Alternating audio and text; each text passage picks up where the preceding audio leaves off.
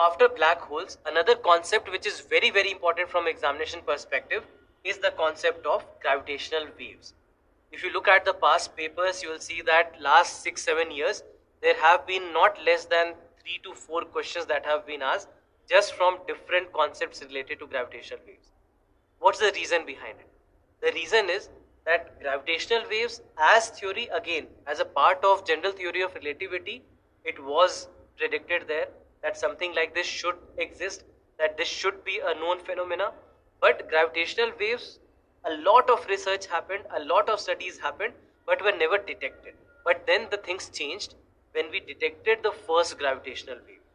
And with the detection of first gravitational wave that just happened 6-7 years back, this is something that changed the entire course of the field of study of gravitational waves.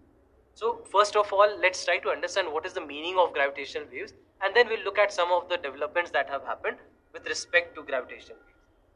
Now first of all, when we talk about this term gravitational wave, the name itself suggests what exactly it should be. Gravitational waves, meaning waves which are being generated because of gravitation. Because of the phenomena of gravitation, waves which are being generated in the space-time. Now space-time, what is space-time? No need to go into the physics and the details and the technicalities of it. Just understand this. When we try to conceptualize space-time, you simply have to think of a football goalpost, a net, football net. What do you see in a net? If somebody kicks a football towards the football net, what will happen? As soon as the football hits a part of the net, a wave will be generated from there, right? A wave will be generated from there and it will keep on propagating towards the sides. This is something that will happen, right? And as it goes towards the sides, this wave starts to become feeble, right? It will not remain as strong as it was at the point of the impact of the football, correct? So this is something that we observe. Just imagine a football net where somebody has kicked a football, a goal has been scored, and at this point of time, wherever the impact of the football happens, a wave generates from there. And as the wave propagates towards the sides, towards the corners of this net, you will see that this wave has now started to become weak. Something similar happens in the space-time as well. Whenever something happens in the universe which is very energetic, which is very violent, or something that has a huge amount of energy associated with it, all these kind of phenomena will always have gravitational waves associated with them. Meaning what? Whenever these kind of phenomena happen, they distort the space-time. They distort the space-time in a similar manner as the football distorts the football goalpost. Something similar happens, as you can see in the picture also that you have on your screen, that at the place where you have a massive object, here we have taken the example of Earth, but normally that will not happen with the Earth, it will happen with very energetic things. So this will distort space-time. So Earth being massive, not as massive as some of the other phenomena, for example, black holes we discussed. The mass of black hole is much larger as compared to the mass of the Earth. So that's why the phenomena of gravitational waves will be seen whenever you have black holes. So with black holes, definitely there are possibilities that gravitational waves can be generated from there. So whenever you have anything which is massive, it will distort space-time in this manner, and from here we see that waves are generated. So very violent processes, very energetic processes. For example, if you talk about collision of black holes, or even merger of black holes, collision of stars, or even the very formation of the universe. Right? So all these have been very highly energetic phenomena, all these have been very violent phenomena, and that's why whenever things like these happen, there will be gravitational waves that will be generated from there. So this is something that was predicted almost more than 100 years back by Albert Einstein in his general theory of relativity, but we did not detect any gravitational wave, and then finally few years back we detected the first gravitational wave, and then after that we have seen that it has become something of an active research, a lot of studies happening, a lot of new development happening, a lot of new projects being taken in the field of gravitational waves or detection of gravitational waves. So this is simply what it means. Waves which have been generated due to gravitation, the waves which have been generated in the space-time because of the phenomena of gravitation, something that will happen whenever you have very highly energetic processes happening somewhere in the universe. Gravitational waves are the ripples in the space-time whose existence was predicted by Albert Einstein in his theory of relativity in 1915, caused due to violent and energetic events like collision of black holes, supernova, collision of neutron stars, etc. And these waves travel at a speed of light, carrying the information about the origin and the nature of gravity at that point of time.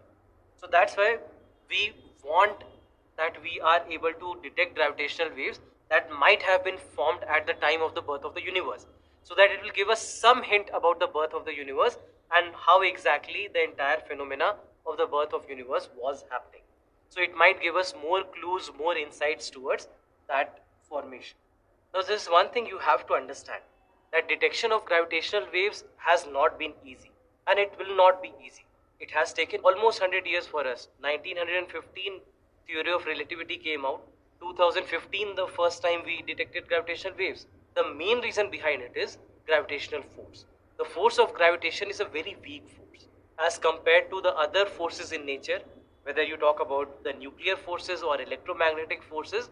Compared to them, gravitational force is very weak, and that's why gravitational waves, although they are emitted from all these energetic processes, they are still very weak, and that's why most of the gravitational waves that will be formed, they will die down before they reach the surface of the earth. For example, the first gravitational wave that was detected, it was a gravitational wave that was produced from merger of two black holes almost 1.3 billion years ago. And it was a phenomena which was very energetic, huge amount of gravitational force associated with it, and by the time it reached here, it was a very weak gravitational wave that we detected.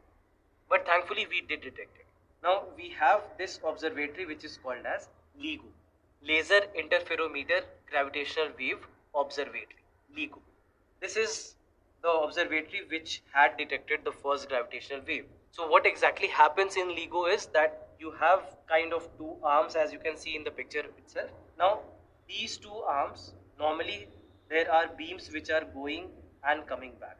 The beams are going and coming back, and both these arms being equal in length, it takes the same amount of time for these beams to go and come back. Whenever they detect a gravitational wave, what happens is that one of the arm lengths becomes shorter and the other one becomes longer. So in this case, what happens is that this wave, this beam that is going, will come back quickly to the origin, and this wave will take higher amount of time to come back to the origin. And that's why this will give a hint to the scientists that there is a gravitational wave that was passing by this observatory, and that's why they were able to detect it. That's why the arm lengths changed and the time that it takes for the beam to go and come back changed. So this is a hint that they get, and then they understand that there would have been a gravitational wave, and then the detection happens from there. No need to go into the details of it, just understand on the surface this is what happens. So this is LIGO. Just know that LIGO is where gravitational wave has been detected for the first time. The first gravitational wave that was detected, it was detected at LIGO. At the same time, India also is developing something which is known as INDIGO. INDIGO is a consortium where we have a collaboration with LIGO and other scientists who are involved with the study of gravitational waves, and all the Indian physicists who are also involved in the study of gravitational waves.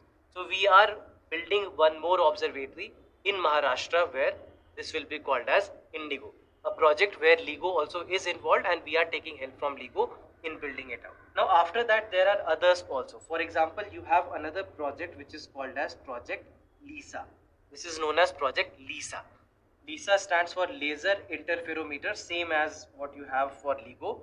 Space Antenna. S stands for space and A stands for antenna.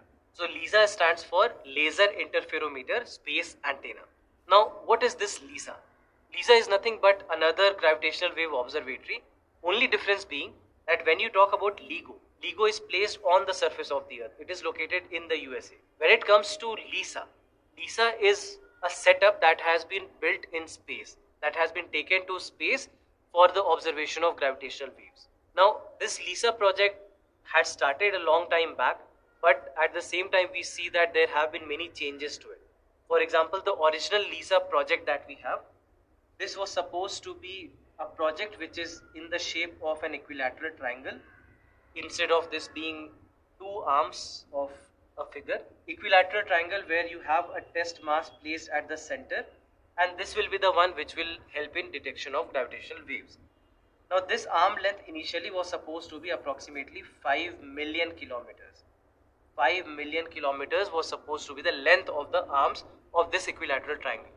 But then there were certain changes that were made to this particular project, and this arm length was then reduced to 1 million kilometers, approximately 1 to 1.5 million kilometers, and the name also changed. This name was then changed to ELISA, where E basically stands for evolved. This was named as evolved LISA. So you might come across terms like LISA, ELISA, or even another one which was called as LISA Pathfinder. LISA Pathfinder is nothing but an experiment that was taken before the original LISA project. An experiment where we were just testing out whether LISA can work properly or not. Are all the components in place? Are all the sensors in place? Is everything that was supposed to be designed have been designed properly? So this was the experiment that was taken. LISA Pathfinder was the experiment that was taken before the original LISA project or the evolved LISA or the ELISA project. So just understand that this is also a gravitational wave observatory, but a gravitational wave observatory that has been taken into space. Now the question is, why to take it into space? Why to complicate the things? The reason for it is the gravitational force. When you are on the surface of the earth, you also have very strong gravitational force which is being exerted by the earth. Not only the earth, you also have the moon, you also have the sun, and because of that you have gravitational force coming from all these different celestial bodies. So because of that, it does pose some problems, some technical challenges, because of which it was thought that let's take this project LISA, to space, where the force of gravitation and other kinds of distortions or noise that would be there on the surface of the earth is not present, so that we are only acting under the influence of the force of gravitation. So that was the whole idea behind taking this observatory to space, and this was called as LISA, and then at a later stage it was called as evolved LISA or ELISA. So this is it about the gravitational wave.